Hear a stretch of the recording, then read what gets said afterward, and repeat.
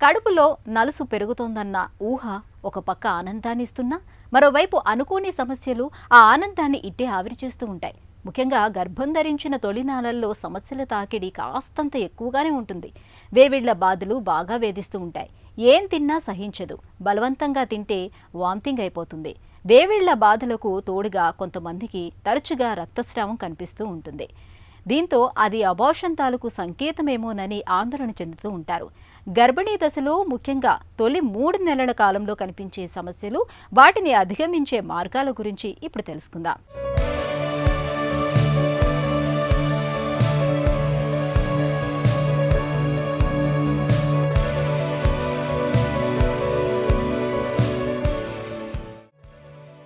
మాతృత్వం ఒక తీయని వరం, మధురానుభూతుల సమ్మిళితం. మొత్తంగా అమ్మదనం, నవమాసాల కమ్మదనం. పెళ్ళైన ప్రతి స్త్రీ సాధ్యమైనంత త్వరగా తల్లి కావాలని ఆరాటపడుతుంది. మాతృత్వపు అనుభూతుల్ని ఆస్వాదించాలని కోరుకుంటుంది. ఇక ఇంట్లో వాళ్ళు కూడా వారసుల కోసం ఎప్పుడెప్పుడా అని ఎదురు చూస్తూ ఉంటారు. ఇంట్లో కోడలో కూతురో నెల తప్పిందంటే ఇక ఇంటిలిపాది సంబరాల్లో మునిగిపోతారు. మరి నెల తప్పగానే అంతా అయిపోయిందా అంటే ఎంత మాత్రం కాదు. 9 నెలల ప్రయాణంలో కాబోయే అమ్మకు, పుట్టబోయే బిడ్డకు రకరకాల చిక్కులు ఎదురవుతూ ఉంటాయి. వాటన్నిటినీ తట్టుకుని ముందుకు సాగాలి. ముఖ్యంగా గర్భం ధరించిన తొలినాళ్లలో గర్భిణీకి సమస్యల బెడద చాలా ఎక్కువగా ఉంటుంది. వేవిళ్ళు బాగా వేధిస్తూ ఉంటాయి. కొంతమందికి తరచూ రక్తస్రావం కనిపిస్తూ ఉంటుంది. దీంతో చాలామంది అబార్షన్ ఏమో అన్నంతగా ఆందోళనకు గురవుతూ ఉంటారు. ప్రెగ్నెన్సీలోని మొదటి 3 నెలల్ని ఫస్ట్ ట్రైమిస్టర్ అంటాము. ఇది బేబీ డెవలప్మెంట్ పరంగా చాలా క్రిటికల్ పీరియడ్. ఎందుకు అంటే బేబీ ఆర్గన్స్ ఫామ్ అవ్వటం కానీ, బేబీ డెవలప్ అవ్వడం కానీ ఎక్కువ శాతం ఈ ఫస్ట్ ట్రైమిస్టర్లోనే అవుతుంది. సో మదర్ తీసుకునే కేర్, తన లైఫ్ స్టైల్, తను తీసుకునే మెడికేషన్ కానీ, లేకపోతే తన అలవాట్లు, స్మోకింగ్ కానీ, ఆల్కహాల్ తీసుకోవటము, ఆర్ తనకి ఎప్పుడైనా ఫీవర్ వచ్చి ఇన్ఫెక్షన్స్ రావటము, ఇవన్నీ కూడా బేబీ డెవలప్మెంట్ మీద ఇఫెక్ట్ చూపిస్తాయి అన్నమాట. అందుకనే ఈ పీరియడ్ని చాలా క్రిటికల్ అంటాం. కొన్నిసార్లు ఈ ఇఫెక్ట్ వల్ల బేబీకి కంజెనిటల్గా అబ్నార్మాలిటీస్ వచ్చే అవకాశం ఉంటుంది. దాని వలన మిస్క్యారేజ్ రిస్క్ కూడా పెరుగుతుంది. ఫస్ట్ ట్రైమిస్టర్లో బేబీ డెవలప్మెంటే కాకుండా మదర్కి కూడా చాలా రకాల ఫిజియోలాజికల్ అండ్ ఎమోషనల్ చేంజెస్ అవుతూ ఉంటాయి బాడీలో. సో దాని వలన చాలా ఎఫెక్ట్స్ కనిపిస్తూ ఉంటాయి. ఎక్కువ మందిలో మనం చూసేది నాజియా అండ్ వామిటింగ్, వేవిళ్ళు అంటుంటాం కదా, అది కాకుండా మూడ్ స్వింగ్స్ ఉంటాయి అండ్ సోర్ బ్రెస్ట్స్ ఉండొచ్చు. అది కాక కొంతమందికి స్పాటింగ్ అవుతూ ఉంటుంది, లేకపోతే బ్లీడింగ్, లోవర్ అబ్డామిన్లో పెయిన్, ఇలాంటి సిమ్టమ్స్ కూడా చూస్తూ ఉంటాము. ఈ వేవిళ్ళు అనేవి చిన్న చిన్న మార్పులు చేసుకుంటూ కూడా మనము కొంతవరకు హెల్ప్ చేసుకోవచ్చు. మేజర్గా డయట్లో చేంజెస్ చెప్తాము. స్మాల్ ఫ్రీక్వెంట్ మీల్స్ అంటే కొంచెం కొంచెం ఆహారం రోజు పొడుగునా కొంచెం కొంచెంగా తింటూ ఉండాలి ఎక్కువసార్లు.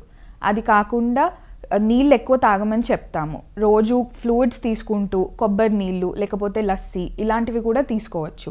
అది కాకుండా తినే ఆహారంలో కొద్దిగా అల్లము, లెమన్ ఇలాంటివి యాడ్ చేసుకుంటే కూడా ఈ వేవిళ్ళ బాధ నుంచి కొంచెం వరకు విముక్తి వస్తుంది.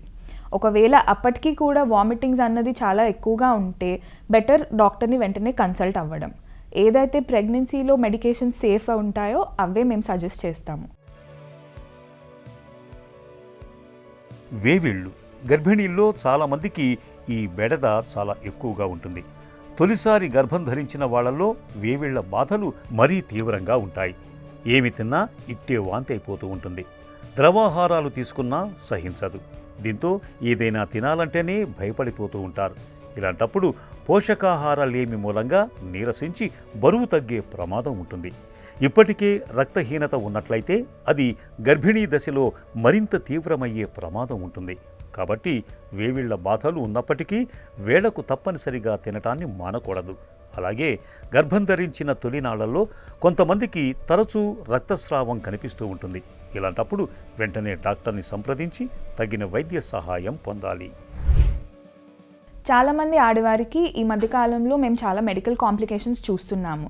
అంటే డయాబెటీస్ ఉండటము, లేకపోతే హై బ్లడ్ ప్రెషర్ ఉండటము, కొంతమందికి హార్ట్ డిజీజెస్ కూడా ఉంటాయి, ఆర్ రుమటాయిడ్ ఆర్థరైటిస్, ఇలా ఆటోఇమ్యూన్ ప్రాబ్లమ్స్ కూడా చాలా చూస్తూ ఉన్నాము. ఇలా ప్రాబ్లమ్స్ ఉన్న వాళ్ళు ప్రెగ్నెన్సీ ప్లాన్ చేసుకునే సమయంలోనే డాక్టర్ని కన్సల్ట్ అయ్యి ముందు నుంచే జాగ్రత్తలు పాటిస్తే చాలా మంచిది. దాని వలన మనం ప్రెగ్నెన్సీ సేఫ్గా తీసుకువెళ్ళొచ్చు. అది కాకుండా రెగ్యులర్గా డాక్టర్ని కలవటము, ఫోలిక్ యాసిడ్ సప్లిమెంట్స్ ఇస్తాము, అవి వాడుకోవటం లాంటివి కూడా చేస్తే చాలా మంచిది. అండ్ 11 to 13 వీక్స్ మధ్యలో బేబీకి సంబంధించిన NT scan, double marker test చేస్తాము. ఇది అందరూ తప్పనిసరిగా చేయించుకోవాలి. దీని వలన బేబీకి ఏమైనా క్రోమోజోమల్ ప్రాబ్లమ్స్ అంటే డౌన్ సిండ్రోమ్ అంటూ ఉంటాం కదా, అలాంటివి రిస్క్ ఏమన్నా ఉందేమో మనకు ముందే తెలుస్తుంది. మనం అందరం గుర్తుపెట్టుకోవాల్సింది pregnancy is not a disease. మనం రొటీన్గా చేసుకునే యాక్టివిటీస్ అన్నీ కూడా ప్రెగ్నెన్సీలో చేసుకోవచ్చు. చాలా కొంతమందికి కొన్ని ప్రాబ్లమ్స్ ఉంటాయి, అంటే ముందు ఏమైనా మిస్క్యారేజెస్ అవ్వటము, లేకపోతే ఈ ప్రెగ్నెన్సీలో సర్క్లాజ్ వేయాల్సిన అవసరం రావటము. అలా ఉన్న వారికి కొంచెం రెస్ట్రిక్టెడ్ యాక్టివిటీ సజెస్ట్ చేస్తాము. బరువులు ఎత్తకపోవటము అండ్ స్ట్రెయినస్ ఫిజికల్ యాక్టివిటీ, జిమ్లో ఎక్సర్సైజెస్ అలాంటివి తగ్గించుకోమని సజెస్ట్ చేస్తాము. బట్ రొటీన్ వాకింగ్ అలాంటివి అన్నీ కంటిన్యూ చేసుకోవచ్చు. గర్భం ధరించిన తొలినాళ్లలో చాలామంది ఆ విషయాన్ని ఇంట్లో వాళ్లకు తప్ప బయటి వాళ్లకు చెప్పటానికి ఇష్టపడరు. ఈ రకమైన ధోరణి అన్ని వేళలా మంచిది కాదు.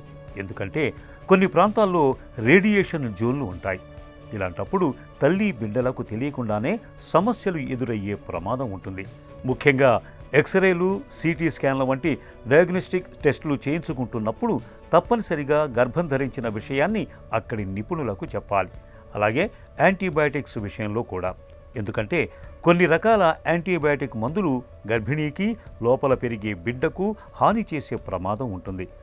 గర్భిణీ దశలో చాలా సేఫ్గా ఉండే యాంటీబయాటిక్ మందుల్ని, అది కూడా తప్పనిసరి అయినప్పుడు మాత్రమే డాక్టర్ సలహా మేరకు వాడాలి. చిన్న చిన్న ఇన్ఫెక్షన్లకు సొంతంగా మందులు వాడటం ఎంతమాత్రం వద్దు. ఫస్ట్ ట్రైమిస్టర్లో అందరికీ ప్రెగ్నెన్సీ కన్ఫర్మ్ అయ్యాక రొటీన్గా తన హెల్త్ ఎలా ఉంది ఒక మదర్కి అన్న సంబంధించిన పరీక్షలు చేస్తాము. యూజువలీ దాంట్లో ఇంక్లూడ్ అయ్యేవి హిమోగ్లోబిన్ టెస్ట్, సిబిపి అంటాం. అది కాకుండా థైరాయిడ్ పరీక్షలు అండ్ బ్లడ్ షుగర్స్, తన డయాబెటీస్ ఏమైనా ఉందా ముందు నుంచి, ఆర్ ఈ ప్రెగ్నెన్సీలో ఏమైనా డయాబెటీస్ వచ్చే అవకాశం ఉందా అని పరీక్షలు. అది కాకుండా యూరిన్ టెస్ట్లు చేస్తూ ఉంటాము. ఒకవేళ కనుక తనకి ముందు నుంచి ఏమైనా మెడికల్ కాంప్లికేషన్స్ ఉంటే వాటికి సంబంధించిన పరీక్షలు అడ్వైస్ చేస్తాము. బేబీకి సంబంధించినట్టు NT scan and double marker మాత్రం తప్పనిసరిగా చేయించుకోవాలి. ముఖ్యంగా మనం పాటించాల్సింది ఒక రెగ్యులర్ హ్యాబిట్స్ అనేది, ఒక రొటీన్ ఫాలో అవ్వటం మంచిది. రోజు కొంచెం ఆహారం ఎక్కువసార్లు తీసుకోవడం, small frequent meals.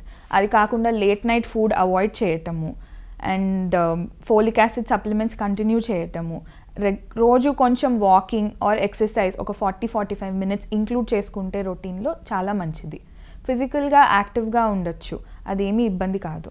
And through out pregnancy మీరు పాజిటివ్ మైండ్ తోటి ముందుకు వెళ్తే ఇంకా మంచిది. సో దానికోసం మీ హాబీస్ని, హ్యాబిట్స్ని ఎక్కువగా చేసుకుంటూ ఉండొచ్చు. ఆర్ట్లో ఇన్వాల్వ్ అవ్వటము, బయట ఓపెన్ ఎయిర్ స్పేసెస్లో వాకింగ్కి వెళ్ళటము, మైండ్ని ఫ్రెష్గా ఉంచుకోవటము, ప్లస్ మ్యూజిక్ వినటము, ఇలాంటివి అన్నీ చేసుకోవచ్చు. బుక్స్ చదవటము, ఆర్ ఎవరైనా దేవుడి నమ్మకం ఉన్న వాళ్ళు దేవాలయంకి వెళ్ళి ప్రే చేసుకోవటం, ఇలాంటివన్నీ చేసుకుంటే బేబీకి, మదర్కి ఇద్దరికీ మంచిది. గర్భిణీ దశలో తొలి 3 నెలల కాలంలో ఆరోగ్యాన్ని జాగ్రత్తగా కాపాడుకోవాలి. రక్తహీనతను నివారించుకునేందుకు తప్పనిసరిగా ఐరన్ బిళ్ళలు వాడాలి. రోజువారీ ఆహారంలో ఆకుకూరల్ని ఒక భాగంగా చేసుకోవాలి. అలాగే క్రమం తప్పకుండా డాక్టర్ని సంప్రదించాలి. అవసరమైన పరీక్షల్ని తప్పనిసరిగా చేయించుకోవాలి. వేవిళ్ల బాధలు ఉన్నాయని తినటం మానకూడదు. ఉపవాసం ఎంతమాత్రం మంచిది కాదు. థైరాయిడ్ సమస్యలు ఉన్నప్పుడు మాత్రల వాడకాన్ని ఎట్టి పరిస్థితుల్లోనూ ఆపకూడదు. అలాగే మందుల వాడకంలో తప్పనిసరిగా డాక్టర్ సలహా తీసుకోవాలి. ఏ మందు పడితే ఆ మందు వాడకూడదు. ముఖ్యంగా సేఫ్ యాంటీబయాటిక్స్ మాత్రమే వాడాలి. ఈ జాగ్రత్తలు గర్భిణీ ఆరోగ్యాన్ని భేషుగ్గా ఉంచుతాయి.